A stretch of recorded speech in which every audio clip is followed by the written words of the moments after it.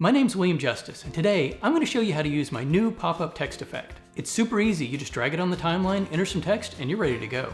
Do you want to show what someone's thinking?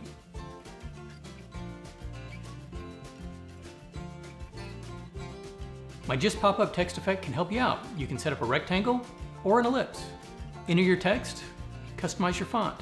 It auto-sizes to fit your text. Supports multiple lines. Change the background color, customize the border color. Move the pointer around. This title style can be downloaded from my website, billjustice.com. It's free and easy to install into Resolve. Subscribe to my channel for more videos about Resolve, Fusion, effects, making videos, and lots of other fun stuff. To support my channel, make sure you like this video and comment below. This title effect is free to use, but if you feel like supporting my channel, there is a Buy Me a Coffee link on the download page. It's definitely not required, but if you feel like it, I would appreciate it. I'm going to show you how to use the pop-up text effects, go through all the options so you can customize it to use it in your own videos. Then I'm going to show you how to download it, install it into Resolve, and we'll go over a little bit about how it's set up. All right, let's make some pop-up text. I have a clip of myself on the timeline here. We're going to put some pop-ups on top of me. Once the effects are installed, they're really easy to use. All you need to do is go to the effects library, click on titles, and then we'll scroll down. We're going to look for these two, Just Text Pop-Up Ellipse, which is the ellipse, and Just Text Pop-Up Rect, which is the rectangle. Now this list can get pretty long, so one easy way to find these is if you're just up here in the toolbox or on the titles, you click the little search icon and just start typing in Just Text, and these are some of the effects that I have. Let's go ahead and add the text pop-up rectangle. Takes a little bit to get it rendered, but once it's rendered, it plays really well. It starts off in the middle of the screen, it animates in, and then at the very end, it's going to animate out. Okay, so what can we do with this thing? The first thing you can do is adjust where it is on the timeline. This is going to affect set when it starts and when it ends. So you can take this text effect and drag it out if you want the pop-up to be on the screen a little bit longer. Okay, the first thing we're going to do is we're going to move it around. We want it positioned in the right spot. So select the Just Pop-Up Text Rect, and you'll see over here we have these are the basic settings, and these are all the title settings. So this is what we're going to go through right now. There's a position here which lets you move it around and adjust the position.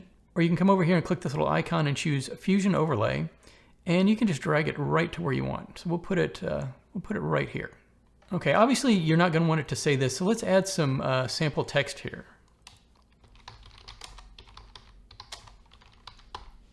So we can enter whatever you want to into here to customize the text. We can change the font, adjust the font size. You notice that the box automatically adjusts to fit the size of your text. And let's see, go ahead and change the color. So we've changed the font, the color, and the size. So you can enter as many lines as you want to for the text. We'll go ahead and add another line, line 2 and line 3. And notice the box expands to fit those lines. Let's shrink it down just a bit, and we'll go ahead and delete these out, just to show you how that worked. All right, let's go into the text settings. We can adjust the tracking, which is going to create a little bit more space between the letters. You can adjust the line spacing, and you can set the horizontal anchor. This would be used if you have multiple lines of text. Okay, so we have multiple lines of text. Let's adjust the line spacing, bring it a little closer together, and we can set the alignment to left, center, or right. So we can click like that and have the information align. So we can click the right align icon, and let's shrink it down just a bit. Okay, so those are the text settings. Let's go to the next one. We have some box settings. These are going to allow us to adjust how the box looks. We can set a border width, make it a little bit thicker. We can adjust the corner radius to add a little bit more rounded look. We can add padding to the sides, which is going to put more space between the text and the sides. And there's also right down here a padding top and bottom, which is going to add space above and below the text. Reset these. Another option is sometimes you may want to have boxes that are all the same size. So what you can do is you can actually set a minimum width. So we can stretch this out here, and that's going to make sure that the box is at a minimum this width. So if you have multiple boxes with different kinds of texts in it, you may want to do this so that they all align properly. There's also a minimum height, so you can adjust the minimum height so that no matter what you put in here, it's always going to be this height and this width. So let's go ahead and reset those. The next thing we can do is adjust the pointer and arrow. So it's animated, so you'll see that it animates here. Okay, let's talk about the length first. So we can stretch this out and make it really long if we're trying to point to something specific on the screen. We can adjust the width. And really what this is this is just a triangle. And you can move the triangle around to point to things. So we'll make it super long, just kind of exaggerate it. And the angle is which direction it's pointing. So if we wanted to point at my shirt, we could just move the angle over just like that. And the animation works. And it'll animate in and point to my shirt. Let's make it a little bit thinner. Okay, and then there's the position. So this allows you to move where that is. And you actually see if you move it all the way off, this is actually the triangle that we're adjusting. And it just sits right beneath there. That's what the position does. So you could put it like this, and we could even rotate it around like that if you wanted to, or point it up and move the position over. Really lots of different things you can do with this. Okay, so those are the pointer arrow settings. Then there's also a drop shadow on here, which you can adjust. You'll see it right on there. You can adjust the distance, make it bigger. Kind of helps it stand out from the screen a little bit. Okay, we'll talk about the animation last. Let's go ahead and I'm going to reset the pointer here. Put it down at the bottom and make it a little bit bigger so we can see it. To change the colors, there's two tabs up here. There's a background color and a border color. So let's go ahead and hit background. And you can really make this whatever you want. You could set up a gradient, just about anything. So we made the color red. So let's go back to the controls area and make our text white so that we can see it. Just like that. Make it a little bit smaller. And the border color. Sometimes this looks good with a border that has pretty good contrast. So do a white, and you can see it pops right there. Okay, let's take a look at the last setting down here. This is the animation setting. This is the animation for when the pop-up comes onto the screen and for when it leaves the screen. So the first setting is the frames in. This is the time that it takes to pop in like this. So right now it's coming in over 10 frames. If you want to slow it down, you could change this number, and that frames out is at the very end and how long it takes to leave the screen. So you can adjust that if you want to come in slower or faster. The animation effects right here, this is the in and out. This is the easing curves. So coming in, it has a bounce back effect. See, it comes in and kind of pops back.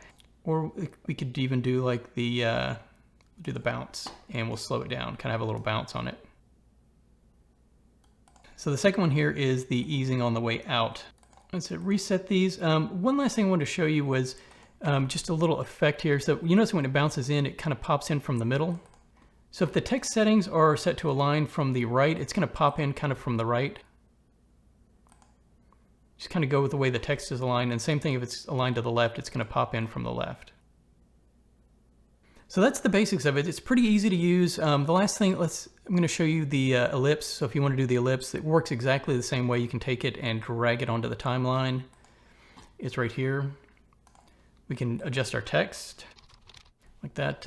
Same thing, all the other settings work. We can move the pointer around, adjust the box. We can kind of make it a little wider if we wanted to, crank up the border width.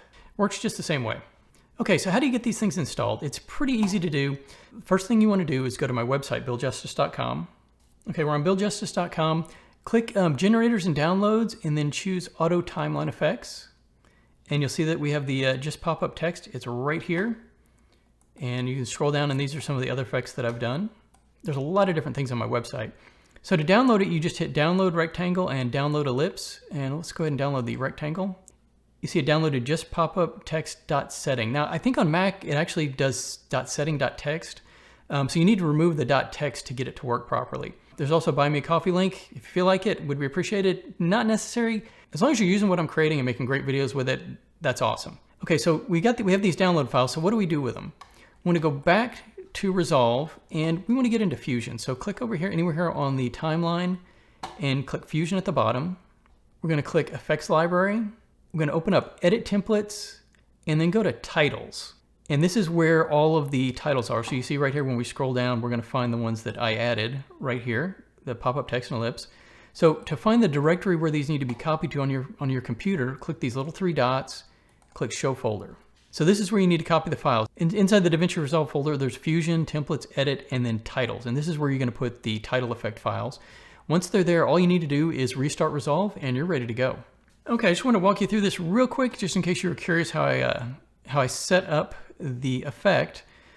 We're going to start with this little triangle right here. So when we click on this merge, we'll do that too. So this is a triangle. So we have two polygons right here. This polygon is for the black border, and this polygon is for the inside white part.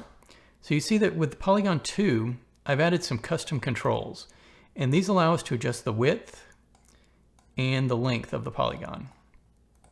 And what's going on with that is I've set up a width property and a length property, and we'll come into the polygon and look at the main page here. And I published all of these points, which means that we have a field down here, we can control them. So I just set up an expression that has the point changing by the width. So the 0.0 is this one, 0.1 is that one. The width moves the point, and then down here is 0.2, it's this bottom point, it adjusts by the length property. So as we adjust the length, this point is going to move down. All right, so that's our triangle. Now obviously we need to be able to rotate and move the triangle, so that's what this transform does. And I set up a property for doing that, so we have this position that moves the triangle around. Let's go ahead and select that. So the position moves the triangle around like that, and that's going to move it on its position inside the bubble.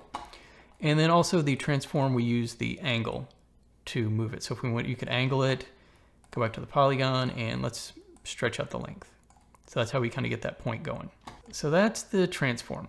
The next part is the background. So we're going to merge that in. So this is the background of our bubble. So that's this background color right here, and it gets merged in. Background 1 is the main background color. So you see that that's white. So when we go over here to this merge 4, we're going to have the white coming in on top, and it's getting masked out by this rectangle here. Now this rectangle has some sizes set up on it, the width and the height, and this expression here basically looks at the width and height of the text and adjusts the rectangle size to fit within that. So you can see right now the arrow is outside the rectangle. Let's go back to the text, and we'll just enter some more stuff. And you see it's getting longer. So let's click the merge. We can see that's merged in. So this text comes in, and there's a transform that kind of moves it around a little bit. And so we have the text being merged on top of the rectangle. There's a drop shadow, and then these are the timing curves, my timing curves components that use the anim curves. And these are used for the pop-in effect right here. And lastly, we have a transform, and this is used so that we can move the bubble anywhere we want to on the screen. So that's the basic setup. It's pretty flexible, has quite a few expressions in here, but it looks like it works pretty good. You can download the pop-up text and all my other effects from my website, BillJustice.com. Don't forget to subscribe to make sure that you catch all my upcoming videos. Like this video and comment below to support my channel. I have a couple more timeline effects I'm looking to do. Hopefully I'll be able to get those out next week or pretty soon, and then I'm going to move on to some really interesting fusion effects and some other crazy things. Thanks so much for watching. I will see you soon.